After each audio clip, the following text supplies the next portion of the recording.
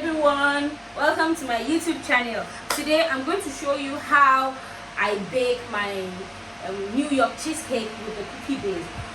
First of all, like it's a classic cheesecake, alright, but one thing I must tell you is the kind of cheesecake I do is very versatile. Okay, so you can flavor it up, you can spice it up in any way you like.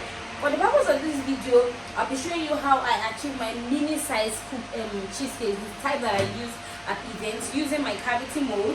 This is an 8 cavity round silicone mold. It's oven proof, alright, and it's heat proof, and it's not gonna melt. Definitely silicone, but yeah, it won't melt. I have the same thing in 6 cavity in a rectangle. Alright, I'm going to be putting some a batch of the cheesecake batter inside this pan, already prepared and dusted with flour.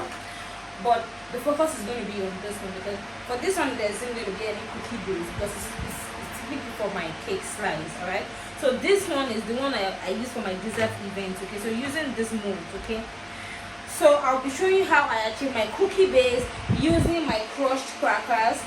You can use any kind of crackers, but mine is unsweetened crackers. So all I do is I process it with my food processor. It comes in crackers, alright, in the solid form. So I process it. I go ahead to add 2 tablespoons of caster sugar. To achieve your caster sugar, if you don't have anyone readily accessible in your area, just get your normal granulated sugar and process it in your food processor the same way you process your crackers. Alright, so it's just what is going to happen is it's going to become more like icing sugar, but it's still going to have like a coarse texture. It's not going to be as smooth as icing sugar, and then it's going to become more white. So that's just caster sugar. It's nothing. You're not adding anything. It's just sugar that is processed. Because definitely the heaviness of the sugar in its granulated form is going to get the cheesecake to be a bit dense. So you need something as airy as a caster sugar to be able to work that out. If I'm going to be using melted butter, so for my cookie base, let me just give you a run by what I'm going to be using. Okay, so for 1 batter of a standard cheesecake that has a cookie base, you are going to be needing 125 grams of salted butter or margarine, in that case melted over double boiler style. Alright, so it's going to become slightly thickened, or in any case watery or anything. Just make sure it's not in the solid form anymore. So that's alright, that's what it's called. So I have 125 grams of melted butter in here. So you're going to be needing 250 grams of the processed crackers, because it's like just exactly double what the butter is going to be, so there can be a perfect balance. So 250 grams of the blended or the processed crackers. Okay, I use Jacob's crackers, it's common everywhere. Crackers, okay, unsweetened, and then I'd add the caster sugar from here. I use 2 tablespoons as the ratio of the 250 grams. So what I do is, when I melt the butter, alright, I'll just pour it into. For you to make cheesecake, the first step is to always prepare your cookie base, because once you're done with your cookie base, you have to take it into the freezer after patting it firmly into the bottom of your cake pan or into the cavity mold, as the case may be, and take it to the freezer for at least 30 minutes before you now go ahead to pour over the cheese butter over it, and then you bake that. So like I said earlier about versatility of my cheesecake recipe, you can actually spice it up anyhow you want to. You can make out blueberry cheesecake from this my classic cheesecake. You can make strawberry cheesecake. You can make just about anything, raspberry cheesecake, chocolate cheesecake, as the case may be. Just get it right. You just get the basic measurements right. Okay, so for the purpose of this video, after I get out what I need for the extras I need, I'm going to be converting some bit of the batter into strawberry cheesecake, just using my homemade strawberry pulp filling. Alright, look at what it is here. So when we get to that stage, I'll let you see what it is. So right now I'm wearing my gloves. You can actually still do this with your clean hands, because personally I always like to feel the texture of what this will be like before I use it. It's not supposed to be too soft, it's not supposed to be too coarse, it's not supposed to be too hard, it's not supposed to be too dry. It's just supposed to have the perfect texture. So the easiest way to get that right is use your bare hands. But using your bare hands, you have to make sure your hands are clean, because if you use your your gloves, you might not be able to get the right texture, but for the purpose of this video, I'm going to be using my silicone gloves. So you see the silicone gloves, they have like similar to a skin texture on your hands. So it's not like you're using fabric gloves or gloves that will totally, you know, confuse you on what you're doing. So what I'm going to do now is I want to make sure I get everything out. So look at what I'm doing. This is not very necessary, but just because I want to make sure that all the butter is in, because you know everything is based on recipe and I don't want to miss it out in any way. See, I just used some of the crumbs to clean out the cup that contains the melted butter. So now it's clean, so that I'm sure that all the butter has gotten into the cookie.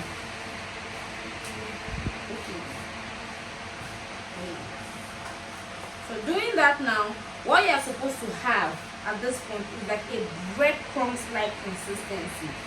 See? Can you see? Look at it.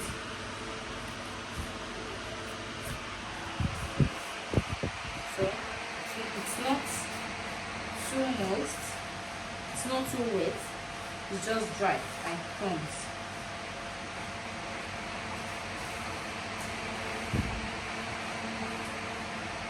Stop this. My cookie base is ready now. I already mixed it. So what I'm going to do is to avoid it splashing and spilling, I'll just use a spoon to put it inside each cavity. This is an ice cream scoop, so let's just say one of these. This will be equivalent to about 2 tablespoons, just to make sure everything is accurately distributed. You get, so I'll repeat the same process with the rectangle one as well.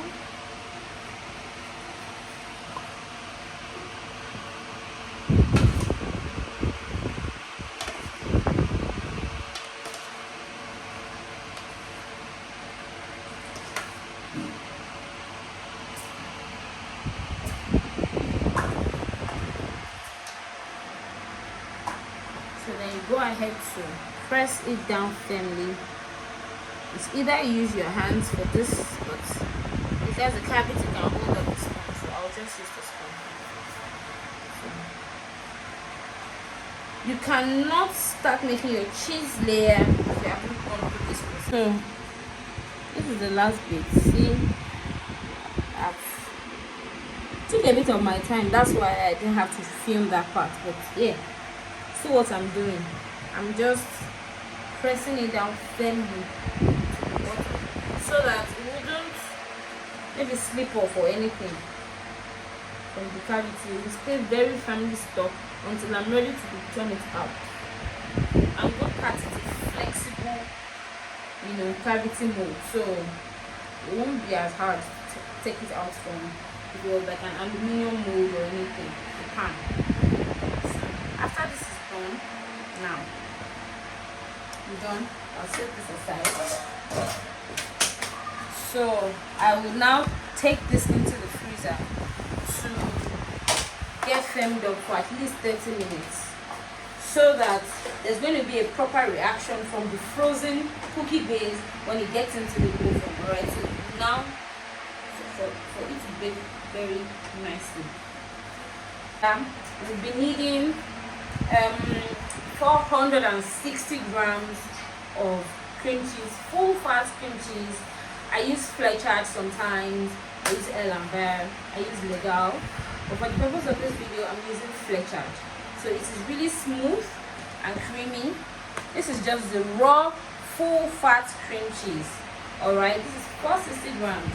So I'll be putting that into blender, because I noticed that using a blender always gives me better results, because like it processes the whole thing without lumps and anything. Bear in mind that whatever it is you're doing, always ensure to use your ingredients at room temperature. gives you better results. But to preserve it, you have to keep it in the freezer or in the refrigerator. I keep mine in the refrigerator. So this is the cream cheese, 460 grams, goes into the mixer, into the blender. Afterwards, I would add my sugar, 3/4 cups of caster sugar. Like I said earlier, the processed granulated sugar is caster sugar. So it's basically a throw it all in kind of recipe, except the egg. So everything is going into this bowl at the same time. After the sugar, I'll be adding my heavy cream. My heavy cream has been turned into sour cream, and to achieve that, you just use 3/4 cups of heavy whipping cream. This one here, this has full fat, this has 35%. This is Danica sweet whip. Okay, it's sweetened already. So I'll use 3/4 of this. Add a tablespoon of lemon juice, freshly squeezed lemon juice, and then I use a wire whisk to whisk it together briskly so it thickens like this. When you bring it out from the pack, it comes in a liquid form. But after adding the lemon juice and whisking it with your hand with a wire whisk briskly for just a few seconds, it will thicken immediately. Except if the heavy cream doesn't have a high fat content. If it has a high fat content, it will thicken immediately. After you do that, you just add 1/4 teaspoon of salt into the mixture and just stir it together. That's the reason why this cheesecake recipe doesn't require any added salt. The salt going into it is the one that is inside the heavy cream. So after doing this, alright, I will then go ahead to add 1 teaspoon of lemon zest. In saying lemon zest is just basically a freshly grated lemon skin, alright, using the fine part of the grater. See, 1 teaspoon. That's what it is. 1 teaspoon of vanilla flavor as well. It can be white vanilla, it can be dark. So yeah, 1 teaspoon of that. And then, what else? What do we have again?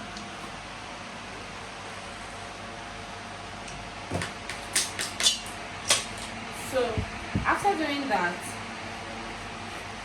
I must mention that if you are working with your cheese layer only, you would omit the step that calls, you would not omit the step that calls for flour. What are the ingredients I've gotten into the food processor now?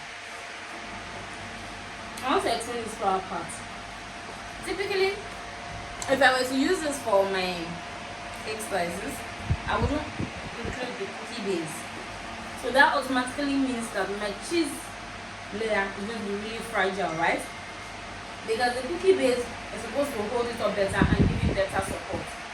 But if I'm using it for like my red velvet cheesecake recipe slice, I would omit the cookie base, the one that I made earlier on, right? So for you to now give it more structure as against what it would have been if there was a cookie base, you need to add some flour.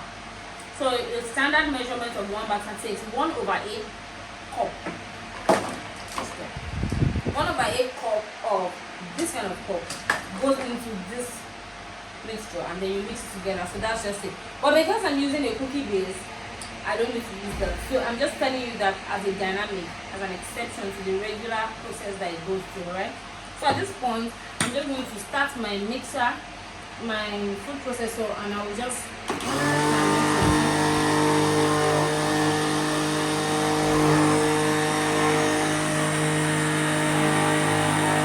goes all the way up.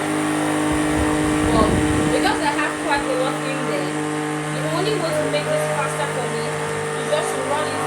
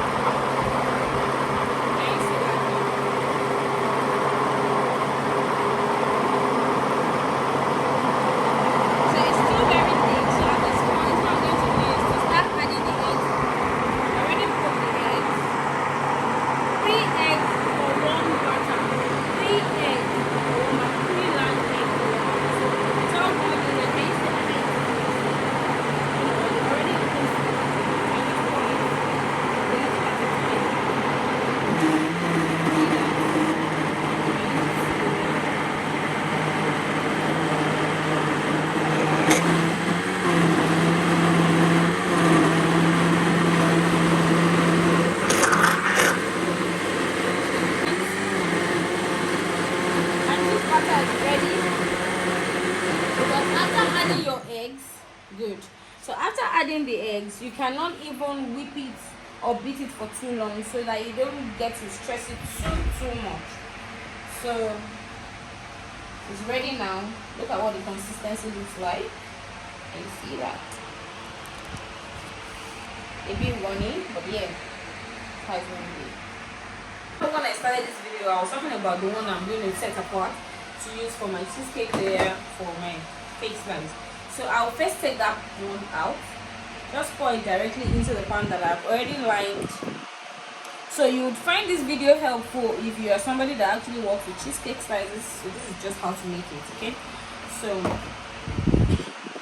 so much.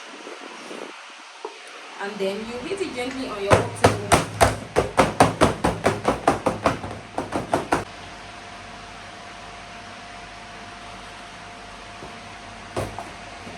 So you heat this gently on your work table to get rid of trapped air bubbles, air pockets.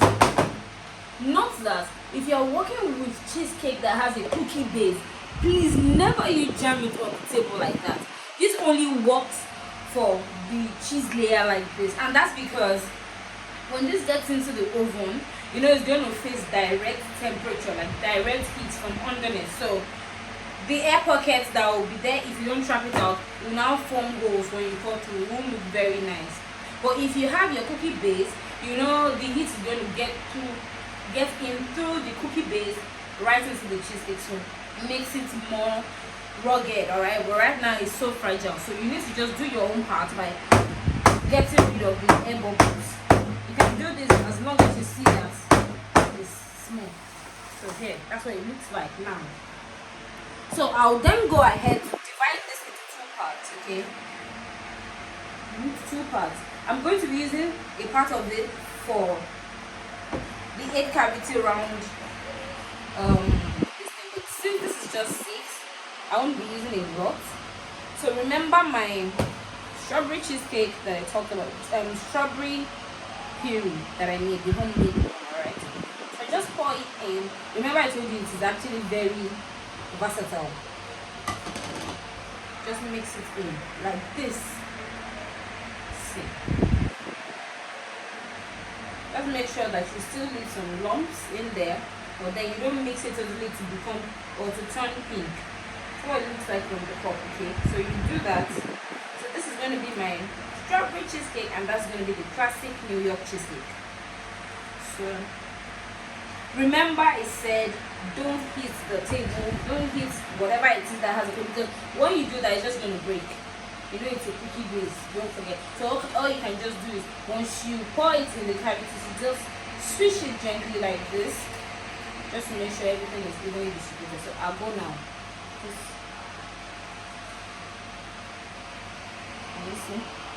Try and fill it up almost to the brim, because it's not a cake that contains baking powder or anything that would rise. It's just going to bake up at the level that which you pour it. So if you pour it halfway through, you're going to have a cheesecake that's going to be half. Same process that I used for the first one. See, the same thing I'm doing here.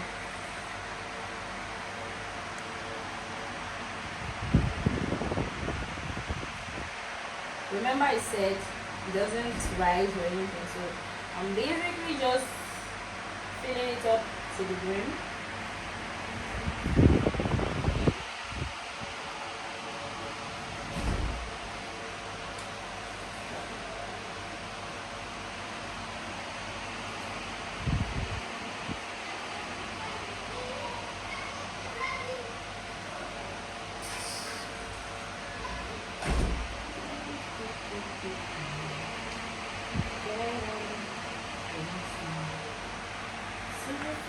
Now we have all 3 ready to go into the oven for about 45 minutes. This is going to bake for about 30 minutes only. You have to bake up your cheesecake until it's just slightly wobbly at the center, okay? It's not going to bake firmly like a proper cake. It's a cheesecake, so remember that cheese is very delicate and soft. So by the time you put it inside the oven for 30 minutes, this will be in the oven for about 35 to 40 minutes. If it was a full sheet of cake like this, it will bake for about 55 minutes, because the bigger, the longer it takes. This is not going to take more than 30 to 35 minutes anyway, because it's smaller and it's a silicone mold, not even like, you know, a stainless steel or, you know, a baking pan like that. So at this point, both of them will come out almost at the same time. This is supposed to come out earlier if there was no cookie base underneath, alright, faster than this. But because there's a cookie base, it will bake longer, and because there's no cookie base, it will bake at the right time. So 30 minutes, 35 minutes, I'll bring them out. But you're not going to bring it out immediately. Those are the dynamics of cheesecake. You are going to just check that the center is slightly wobbly, and then you don't poke the center with a toothpick or any cake tester, because you're going to deflate it. So once you shake it, the sides are well baked, like dry and firmed up. The center will be wobbly, like it's a bit wet at the center. Baked, but like, you know, like jelly. It will be like jelly. So then you open your oven, you turn off the heat, okay, and then you open your oven ajar for about 1 hour to 2 hours, so that it can cool completely inside the oven. You don't bring it out of the oven until after that 2 hours, and that's because the temperature outside the oven is a bit too harsh and too cold as against what is coming from. So there's going to be like a natural occurrence of the air coming out from the, you know, the atmosphere, and the remaining heat that is going to still be trapped in the oven while it cools. So the two will actually work together to now firm up that wobbly center perfectly. So by the time you bring it out about 2 hours after, it's supposed to be firm to touch, and then you proceed to taking it into the freezer, not fridge at this time, freezer. For this one, excuse me, for this one you just cover it with an aluminum foil paper, so that the moisture from the freezer wouldn't get into it anymore. So you cover it to seal it up. This as well, you can just cover it with the aluminum foil paper, the regular foil paper that is sold everywhere. Freeze it for at least 6 hours. It can be longer. The longer the better, really. If you freeze it till the following day, for instance, it will even come out more easily, and you know that it is already frozen. So you turn it out from the pan in its frozen form before you then use it on your cake, for your filling, or whatever it is going to be for. But this is going to be for a dessert catering. Once I freeze it for at least 6 hours, up until maybe tomorrow or anything, when I bring it out, it's going to come out in the solid form, the cookie base underneath, and the cheese layer over it. And then I can decide to just pipe in some whipped cream, you know, and then adorn with some fresh fruit or anything. So I'll be back when it's out from the oven. That is after those 2 hours marked. I'll show you what it looks like before I return it back into the freezer, and then I'll be back when I show you the final result. So stay with me, guys. I'm not going yet. We're still on this. So see you. Okay, welcome back. So this is the result of our nicely baked cheesecake after I had turned up the oven after 35 minutes, and I allowed it to rest in the oven for 2 hours. So we are here now. See, it's cool to touch. For you to know, it's not even hot anymore, because I left it to cool completely in the oven. It took about 1 hour 30 minutes or thereabouts. So look at it. Look at the beauty of the cheesecake. Zero cracks. Please show them. Zero cracks on it. Shows it's nicely baked, not over baked, and has just the right quantity of measurement of ingredients. Now same thing goes with this one, the minis, the little cuties. See them? No cracks, zero cracks. I have to take all of this back into the freezer for it to be firmed up, you know, to freeze up, so that it will be easy to turn them out. Right now they are still so delicate and fragile. I can't do anything to them. They are really cool to touch now, but I can't still turn them out. It's not like a cake, you know, it still has this buttery result. Look at this one too. Same thing goes with this. So after all said and done, I really do hope that you like the result that you see. I hope that this little class of mine has been helpful, and I do hope it will change your cheesecake game and, you know, up the game in any case it may be. So do always kindly subscribe to my YouTube channel, click the like button, tell your friends about Famous Desserts video channel, and, you know, just keep coming back, because you always learn something new. That's a promise from me. So I'll always try my best to always release new ideas, tips and tricks, to always make all of us better together. Remember, we're together in this, and we grow together beautifully. Have a blessed day, and I will be sharing the results. Okay, so that will be all for now. Till next time I come again to your screen. Have an amazing rest of the day. Bye.